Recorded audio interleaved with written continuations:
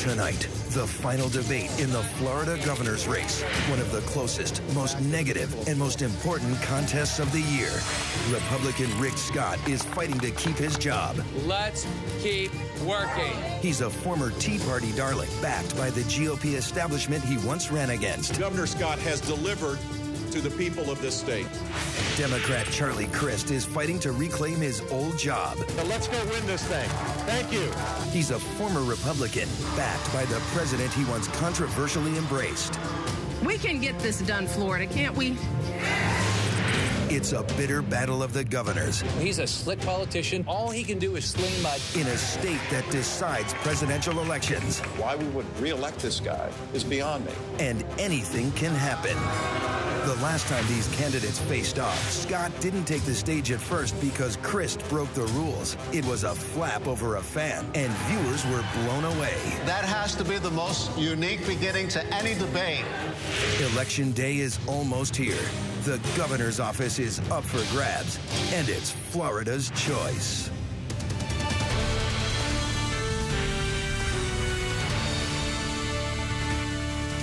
Live from Jacksonville, Florida, this is Debate Night. We want to welcome viewers from around the Sunshine State and around the country. I'm Jake Tapper from CNN's The Lead. Tonight, I'll have questions for incumbent Governor Rick Scott and for former Governor Charlie Crist. I am joined tonight by WJXT anchor Kent Justice. We'll also be asking questions directly from Floridians via social media, and you can join this debate in real time. Go to bing.com/CNN to vote on which candidate's answers you find the most or the least convincing. Each governor will have 1 minute to respond to our questions and 30 seconds for rebuttal. I'll allow for conversation between the candidates. I will also try to press for questions to be answered. Gentlemen, welcome to you both. Everybody's comfortable here? Thank you, yes. Everybody's comfortable. Okay, good. Let's start with you, Governor Scott, and an issue that's on the mind of every governor around the country and millions of Americans, Ebola.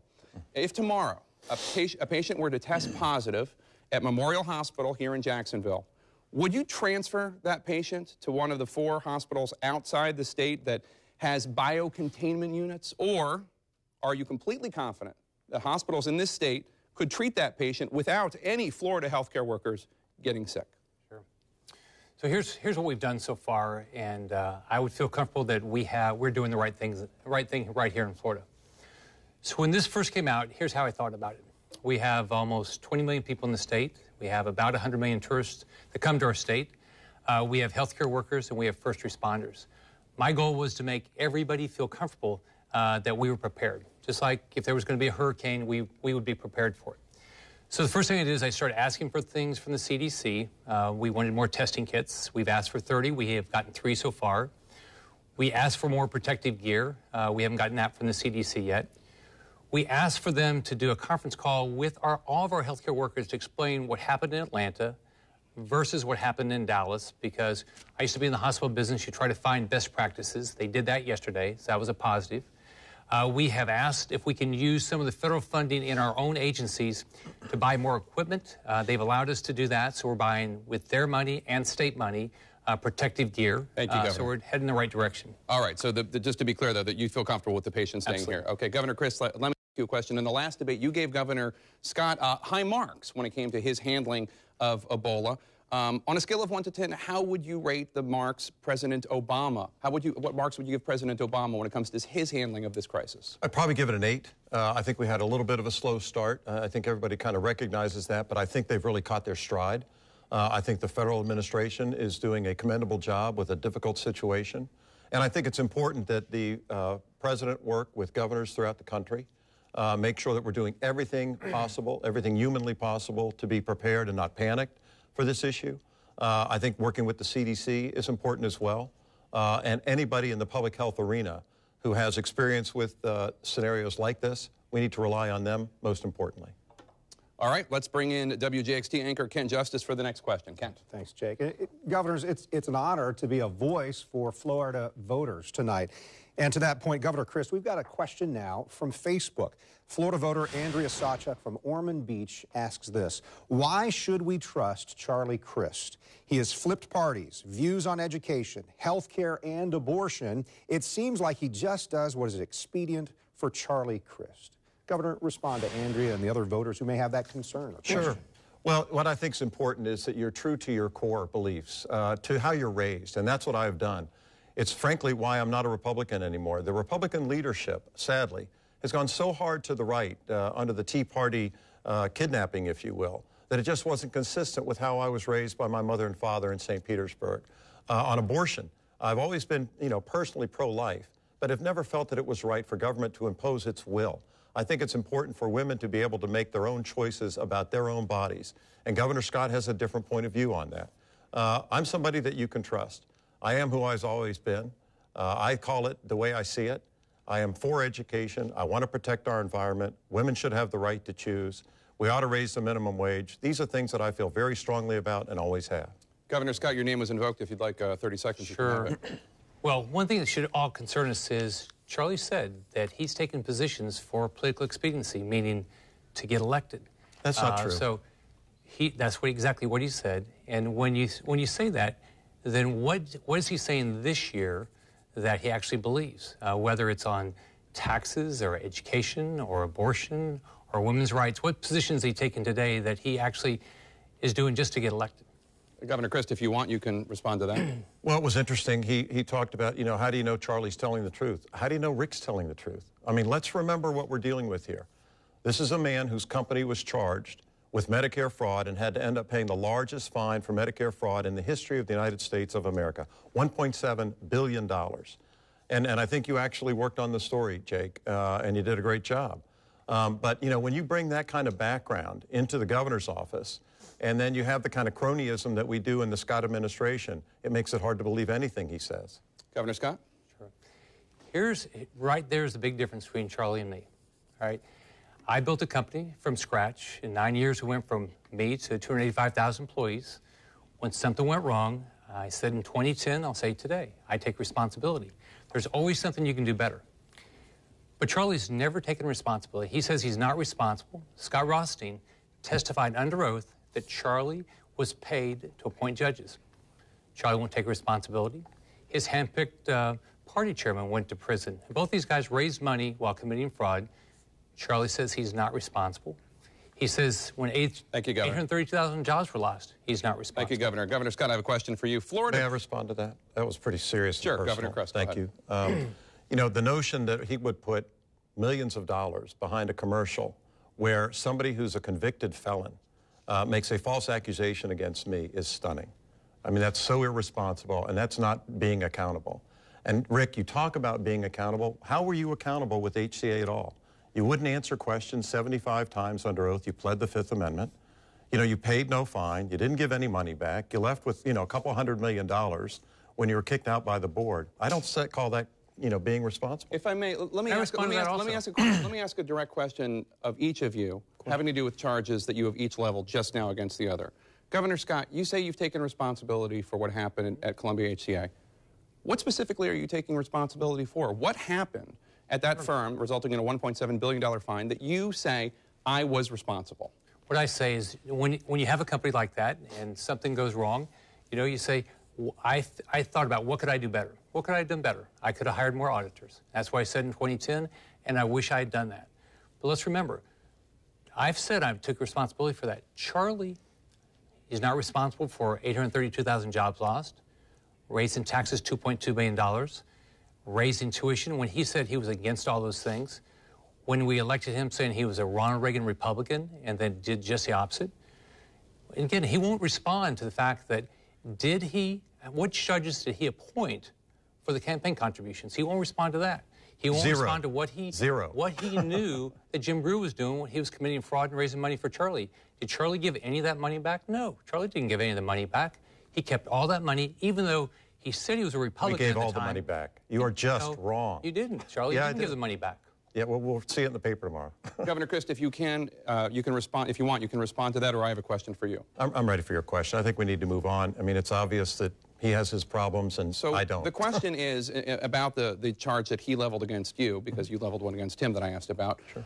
There have been a number of close associates of yours that have gone to prison. What does that say about your judgment? Well, I don't have a crystal ball, and you can't always foresee what people are going to do in their future. Let me give an example. I've met people that later took a bad turn. That happens, and it's unfortunate. It also happened to Jeb Bush.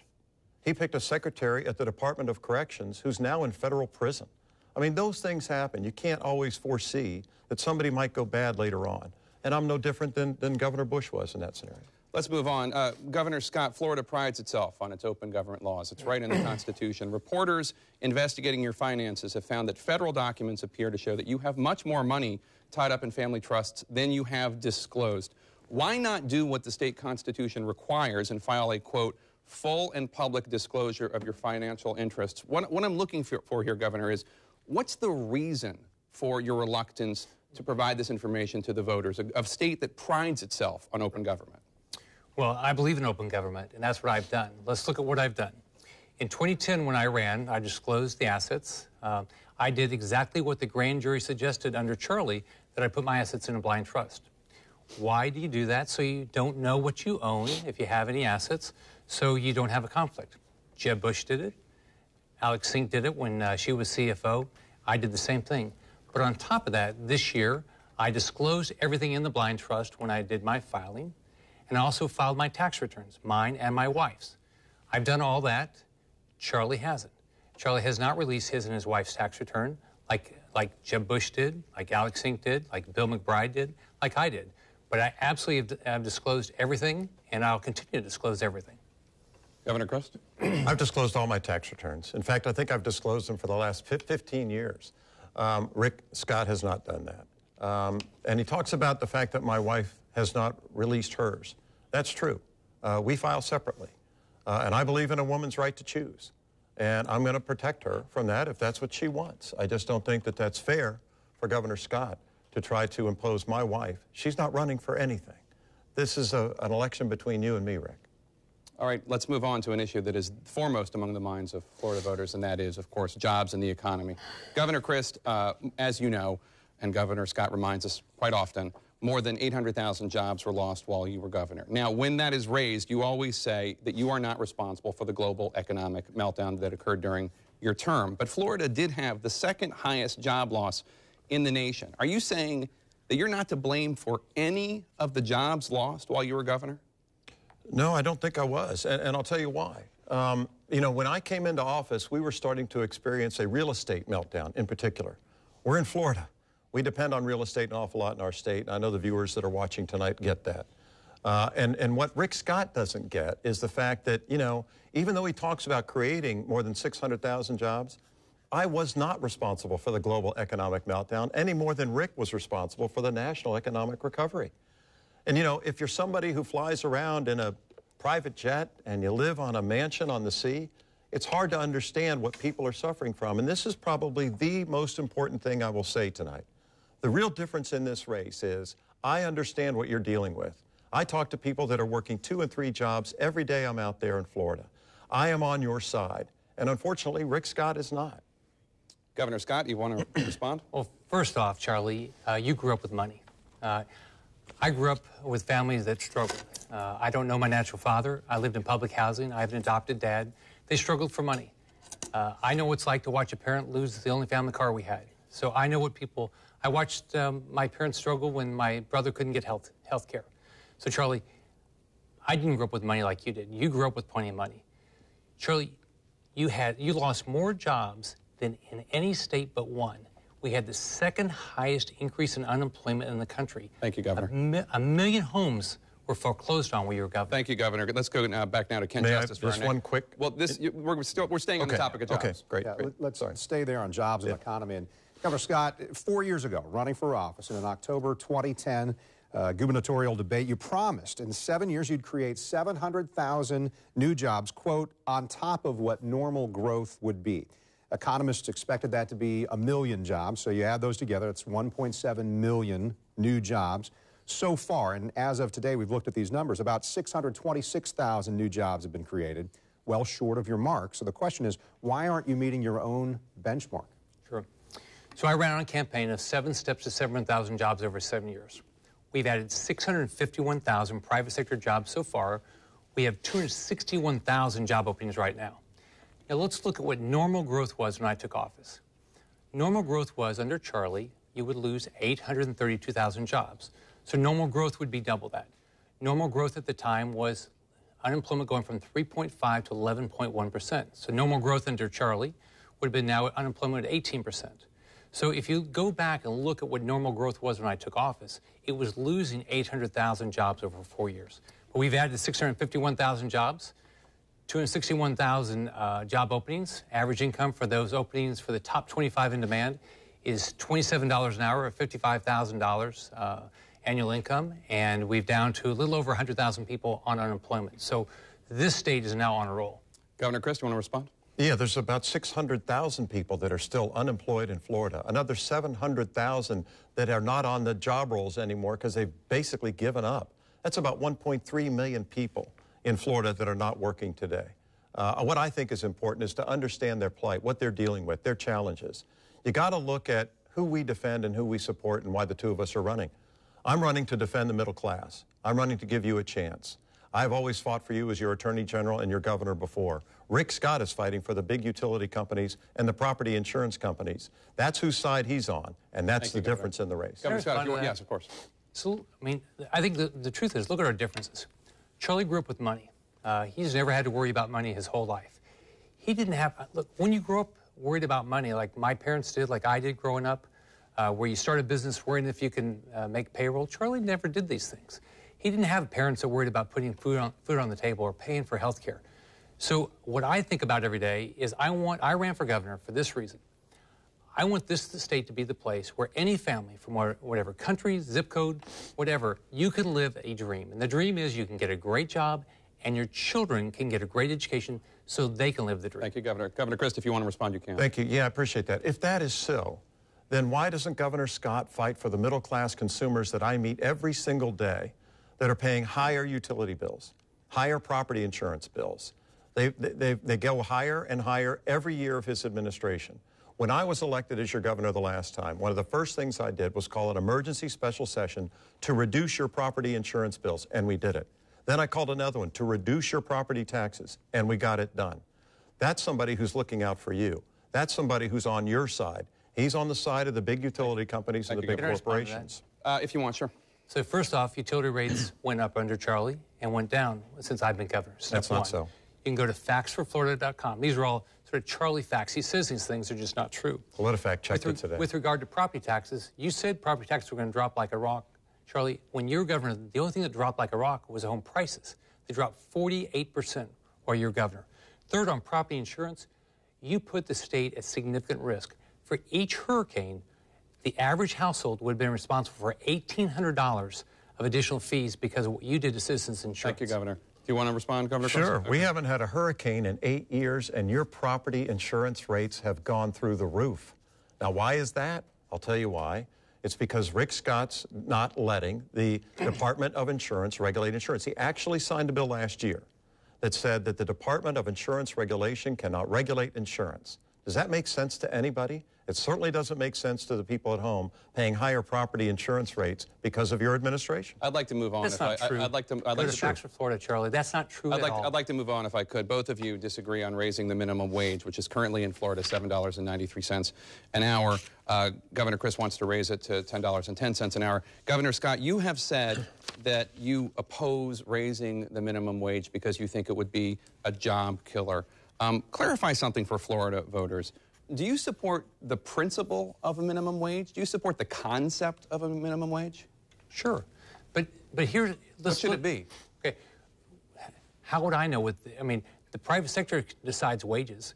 Let's look at what actually happened. What Charlie says he wants to raise the minimum wage.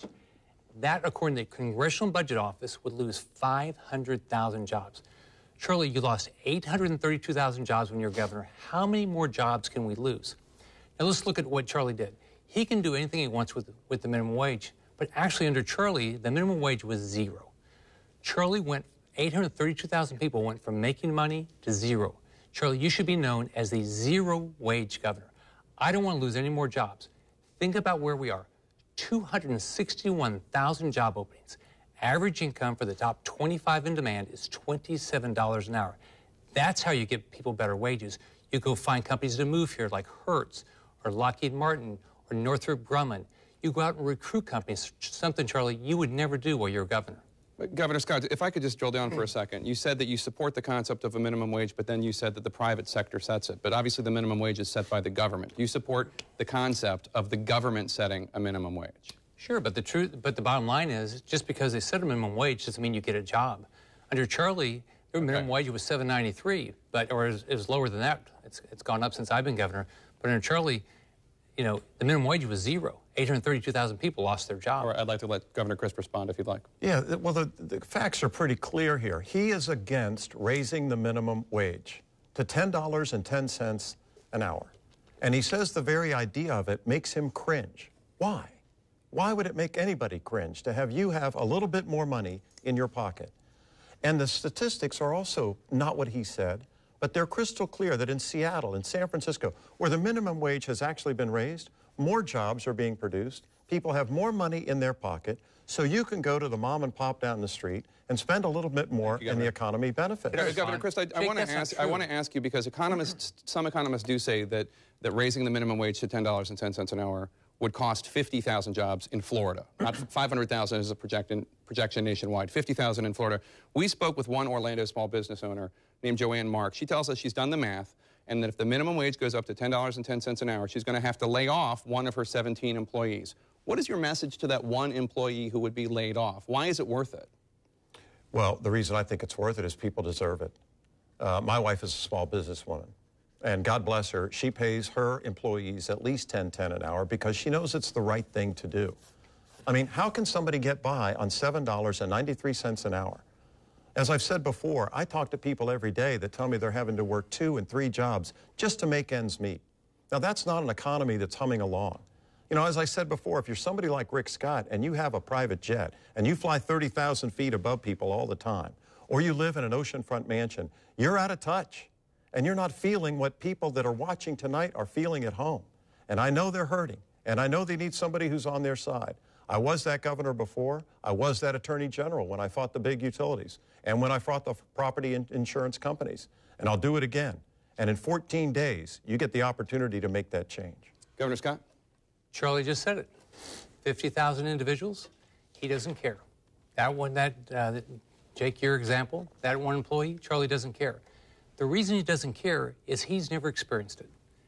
I watched a parent that lose the only family car. I watched the father struggle to buy Christmas presents. I went through all that as a child. Charlie never went through that. Charlie grew up with plenty of money. He's never had to worry about money. He's never had to worry about being laid off. Charlie's done fine in life. But what I'm going to fight for every day is what I've done the last 3 years and 9 months. I'm going to fight for families like mine growing up. Thank you, Governor Crisp. He talks about that I've done fine in life. Listen, when I was a little kid, we lived in a small apartment in Atlanta when my dad was going to medical school, and he used to deliver newspapers to make ends meet. So you don't know me, and you can't tell my story. And I'm not going to tell yours, but I know you're worth about $100 or $200 million today. And, you know, God bless you for that wealth, Rick. But the way you got it was pretty unsavory. And, you know, the fact that you just don't relate to people, real people in Florida today, and the struggles they have, and you won't lower utility rates, you won't lower property insurance, it's wrong. Yeah. Charlie, you raised utility rates when you were governor. I did not. They went up. No. They've come down since I've been governor. You almost bankrupted our state. You borrowed $9 billion, Charlie. Somebody's got to pay that off. Charlie, when you took office, a family wanted to buy a prepaid to send their child to university was only $100 a month. 4 years later, Charlie, it was $258 a month. He's talking about bankrupting, if I might, Jake. Charlie, people can't afford your cost. Yeah, we're going to have lots more on the other end of this, but we do have to take a quick break. When we come back, these governors are not the only ones on the ballot. Medical marijuana is as well. We'll get their take on that next.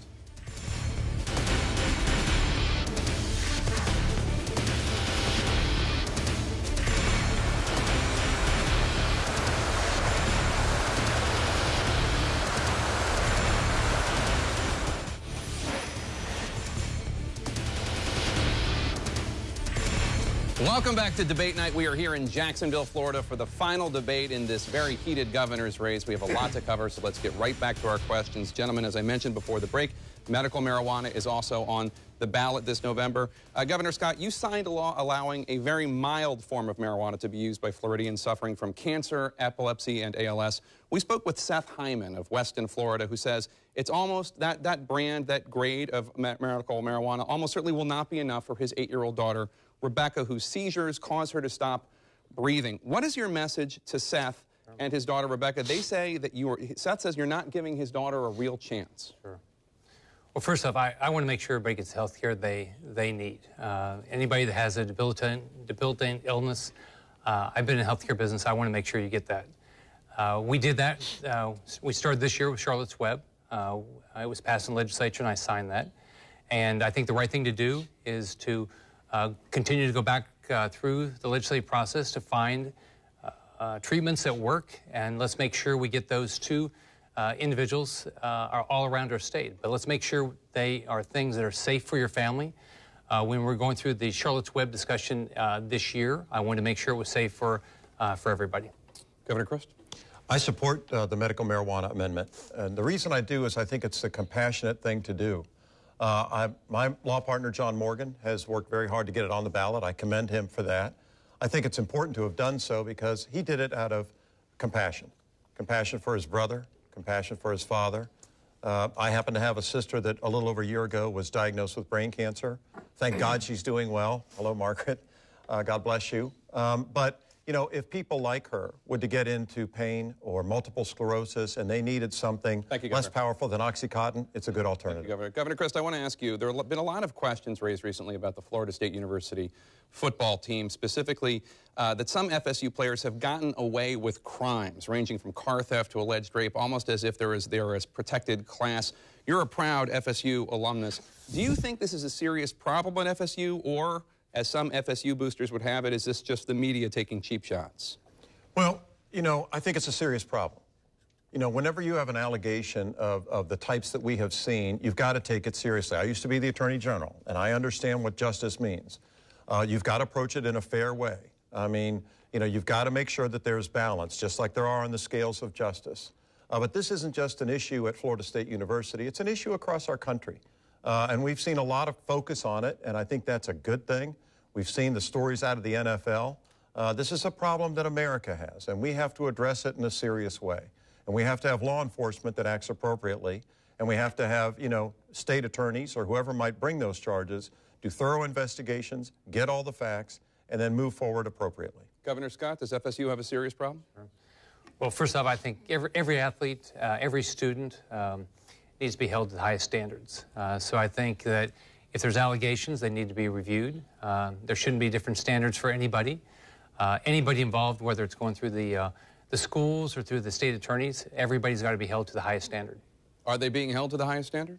Well, what's going on in particular with the FSU issue is the state attorney reviewed it, Willie Meggs reviewed it, and decided not to proceed. But it's going back through now the process at FSU, and they'll go through that process and they'll review it through the normal channels. But my goal is that every athlete, every student be held to the highest standards and the same standards. Governor Scott, during your term as governor, Florida became second only to Texas in the number of executions.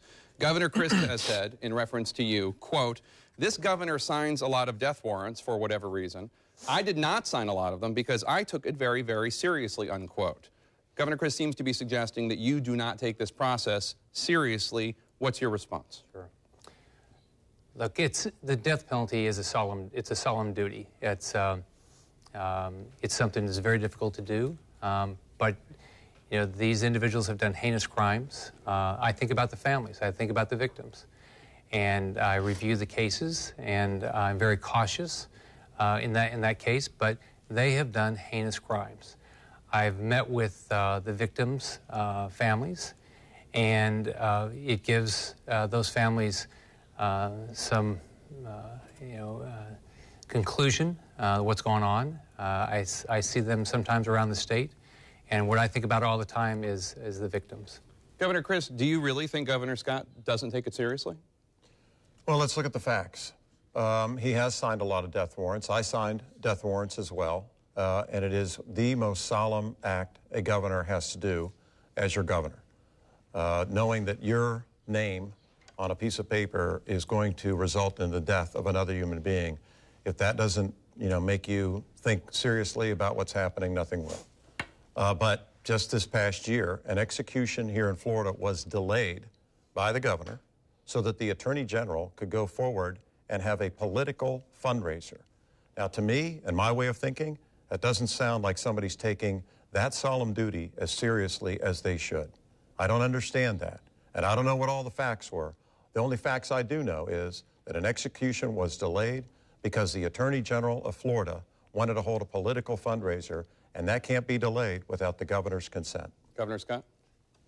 You know, Charlie said it. He doesn't know all the facts. He doesn't know what I go through when how I think. The prayers, you know, I do because it's a solemn duty. Well, did the Attorney General ask you to Charlie, delay would it? you explain while I'm talking? What I think about is those victims. If you read the cases of what these individuals have done to those victims, you won't feel good about doing it, but it's my duty to do it as governor, and I'll continue to do it. Governor Christ? Well, he won't answer the question. I asked him a simple question. Did the Attorney General ask you to delay the execution so she could go forward with her political fundraiser?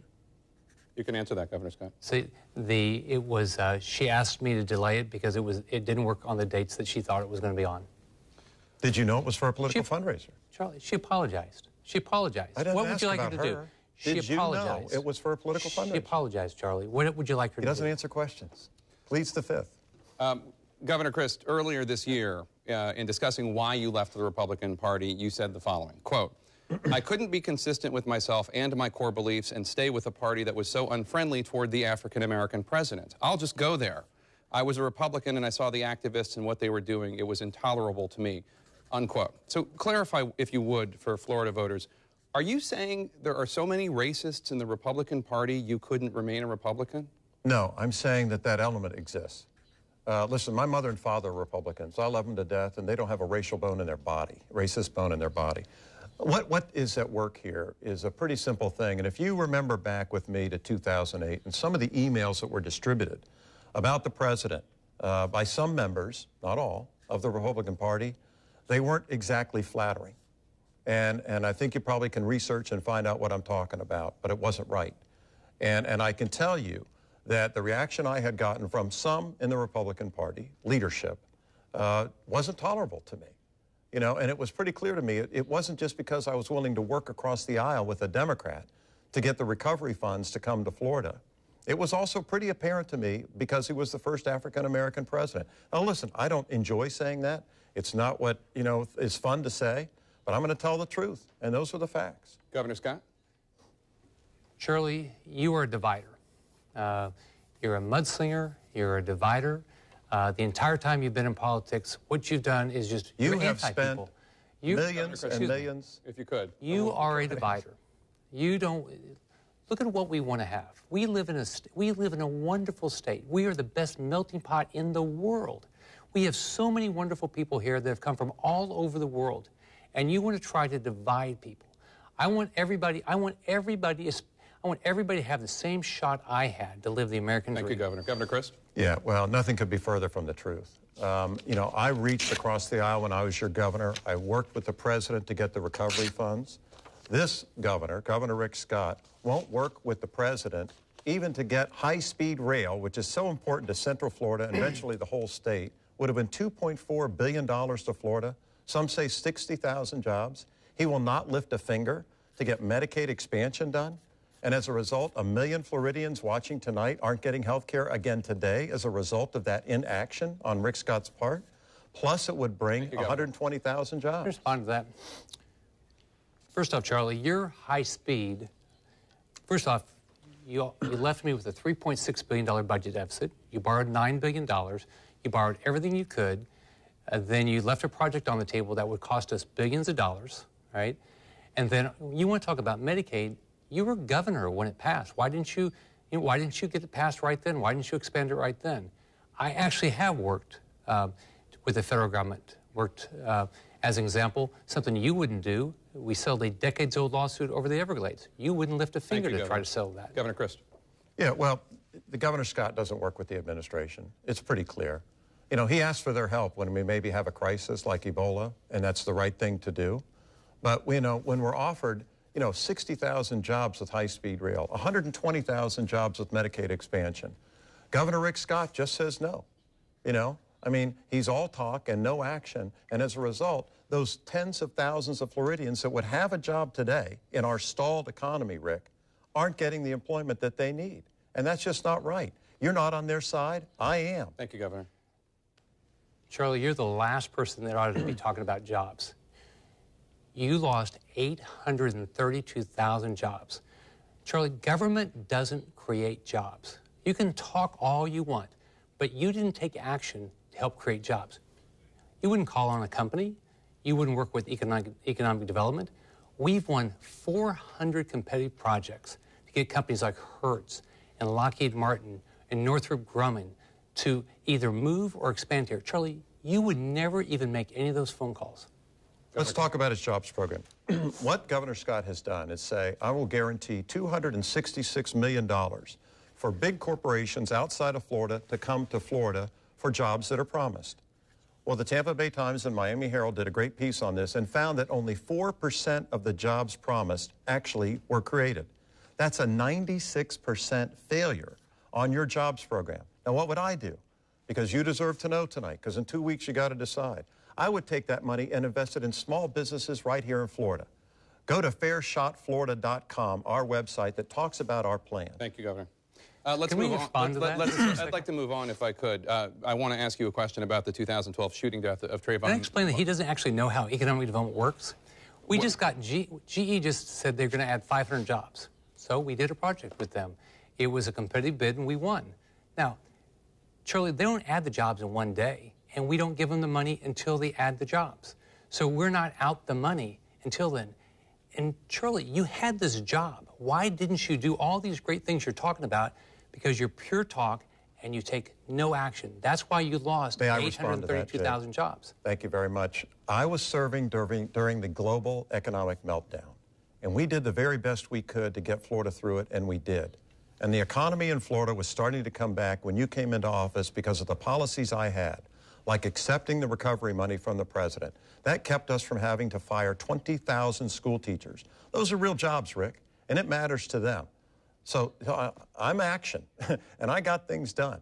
And I'll do it again, and I'll work with anybody, Republican, Democrat, or Independent, that will help bring jobs here, and you won't. Thank you, Governor. Here's Charlie's slogan. I'd like to move on, if I could, Governor Scott. I want to talk about the 2012 shooting death of Trayvon Martin in Sanford, Florida, which put a spotlight on issues of race and justice and self-defense in this country, issues that we've seen time and time again, perhaps most recently and notably in Ferguson, Missouri. But here's the larger issue that I see coming up in all these issues, Governor Scott, and it's just a very simple yes or no question. Do you believe that African Americans, especially young African American men, do you think that they get a fair shake in the criminal justice system? My goal is that they do. I can tell you about the Trayvon Martin case. I'd rather actually have you focus on just, you said your goal is they do, but do they, and what are you doing to get them there if you wanted to be there? All right, so here's the things we've done. First of all, in the Trayvon Martin case, I sat down with the family, with Sabrina the mom and Tracy the dad. I introduced them directly to the individuals at the Florida Department of Law Enforcement that would do the investigation. I told them in person that I was going to bring in a special prosecutor to make sure that justice was served. So I'm going to do everything I can to make sure in any case like that, the right thing happens. Now, here's what we've done. We have completely changed how we do juvenile justice. We've had a dramatic drop in the number of arrests since I got elected. We have the lowest recidivism out of our prison system because we've put in reentry programs. And we've helped try to make sure that if you get out of prison, you actually get a job. And you can get a job today, unlike under Charlie when you couldn't get a job. So are we making progress? Yes. Is there more work to do? Absolutely. Okay, we're going to take another quick break. When we come back, the one issue that experts say the next governor of Florida must deal with before it's too late, that's coming up.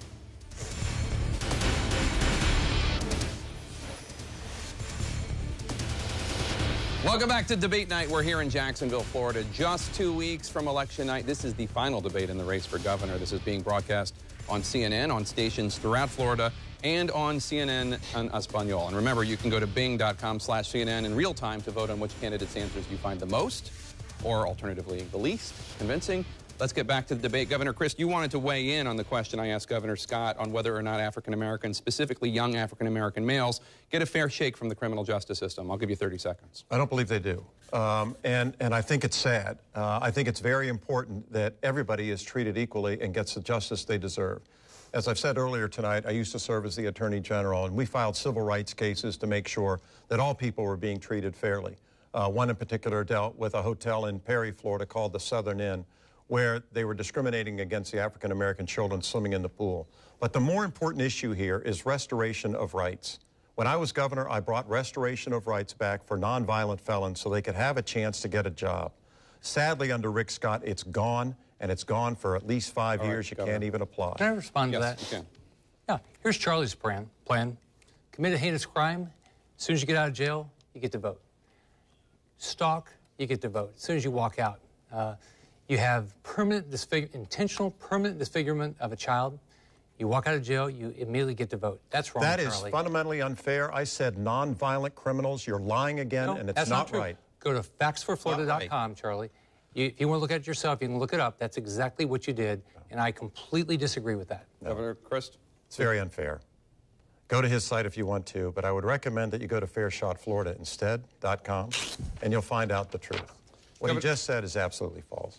Governor Christ, you support lifting the embargo against Cuba. You've said you'd like to travel there after the election if the opportunity presents itself. Governor Scott calls the Castro brothers terrorists. Would you be willing to meet with Raul Castro when you're in Cuba? I would not, no. I think that the embargo, let's talk about it in the broader sense for a moment. The embargo has been in place for over 50 years. It has not worked. The intent of the embargo was to get rid of the Castro brothers. They're still there. So that is a flawed program. It hasn't worked. The people on the island are still suffering, and that's what concerns me. I have compassion, and I care about people, and I don't want to see them suffer. And we are the state closest to Cuba, only 90 miles away. In addition, if we were able to open up relations with the island of Cuba and the Cuban people, learn from the dissidents, get better insight into what they're having to deal with. God bless you, Jay. Thank you. But in addition, have the opportunity to have some redevelopment on the island. The natural launching pad for all of that redevelopment, if we can move forward, is the state of Florida. And that would help Florida's economy, and it would help our hemisphere, and hopefully bring more freedom to Cuba. Governor Scott, I want to ask you a question about Can I respond on the Cuba? Sure, if you'd like to. So the only thing that's changed with regard to the Castro brothers is Charlie's position. They're terrorists. There's no democracy there. There's human rights violations. They're part of the hurting us in Venezuela with the military regime, where they're killing peaceful protesters. I wouldn't be going to Cuba. I wouldn't be meeting with the Castro brothers. We need to stand with individuals there in Cuba, the ladies in white, Antunes, that say, do not end the embargo. It's the right thing to long-term have democracy. Let's go back to WJXT's Kent Justice for our next question. We want to take a question here from Facebook regarding immigration and specifically driver's licenses. Governor Christ, I'm going to start with you. Carla Deonda from North Miami Beach, Florida asks, do you support giving driver's licenses regardless of legal status, not just the dreamers? Governor Christ? I think we need to have it for all of them. I think it's important. You got to understand, I'm the grandson of a Greek immigrant. My grandfather, Adam Christodoulos, came to this country when he was 14 years old and he didn't have any money. But he had a dream of coming to a place called America, a dream that would give him a chance. He fought in World War I, he was honorably discharged, and he gained his citizenship. And he was able to get a driver's license. And these young people today should be able to get a driver's license. My running mate, Annette Tadeo, is an immigrant herself from Colombia. We are a nation of immigrants, and Florida is the shining example of how promising that diversity can be. We need to do everything we can to move immigration, comprehensive immigration reform forward. And if elected governor, I would encourage our members of Congress, our senators, to work with the administration to get that done. Thank you, Governor Christ. Governor Scott? Here's why we're having this conversation. The president's failed us. He's not worked to get immigration reform done. He hasn't secured our borders. Now we have a humanitarian crisis on our border where we have unaccompanied minors coming across the border because of the president's actions. We need to have comprehensive immigration reform. We need to have immigration reform where we know how to legally immigrate in this country. And we know, if you want to come to this country, you know how to immigrate. And if you're here, you know what the rules are. But the reason we're even having these conversations is because the president has failed us. The president needs to secure our borders and have a policy that works. Let me ask you, to follow up. Just respond to that? I'd like to follow up on staying on the same subject, on immigration reform. You've praised Senator Rubio for his efforts in immigration reform. There's one clarification I think the voters of Florida would appreciate. Do you support the part of Senator Rubio's bill that would provide a path to citizenship for the undocumented immigrants in this country, specifically that part? Sure. What I said is I appreciate what Senator Rubio tried. I appreciate the fact that he pushed to try to get comprehensive immigration reform done. But I don't think you can talk about this in pieces. You have to take the whole package. And the president's failed us. He hasn't done it. He hasn't worked with Congress. He hasn't secured our borders. And by not securing our borders, it makes it very difficult to get anything done, because Americans the first thing they want is, with regard to immigration, they want secure borders. Then they want to have a comprehensive policy out of the president, and he won't do it. But do you support the path to citizenship part of the bill? Here's what I said, is I support the process, but I want a comprehensive package done. But do you support that if it's part of a comprehensive package? I'd have to see the whole thing. You'd have to see the legislation. Governor Christ? Yes, I support it. And I think what's happened is, it's not that the administration hasn't tried to move forward on this issue. You know, there's a lot of components to government. There's 3 branches, as a matter of fact. And the Congress, particularly the House of Representatives, has not been particularly helpful in helping the administration try to move forward. So to blame it all on the administration is disingenuous. It's just not true. But let's talk about where Rick Scott was on immigration when he ran for governor last time. He wanted to bring about an Arizona-style law in Florida, where law enforcement officers were able to pull people over because of, maybe they looked wrong. And that's just not right. It's not the right policy. First of all, I believe in legal immigration, and I believe in the rule of law. But let's look at what I did do that Charlie said was the wrong thing to do. I said, if you grew up in our state, you should get the same in-state tuition as your peers. Charlie said, when the legislature didn't pass it before, that they did the right thing. So Charlie was against that, but we did the right thing, because whatever country you grew up in, if you live in Florida, you ought to have the same right in-state tuition as your peers. But now you won't give them a driver's license, Rick. They have their right now. Governor Scott, I want to move on to one other subject that scientists in the state are very concerned about. People who live near the beach are very concerned about. That's climate change. Whenever you're asked about whether or not climate change is caused by man in part or in whole, you say you're not a scientist. But you are a governor. Doctors advise you on Ebola. Economists advise you on the economy. Why are you so reluctant to believe the overwhelming majority of scientists who say that man contributes to climate change? Sure.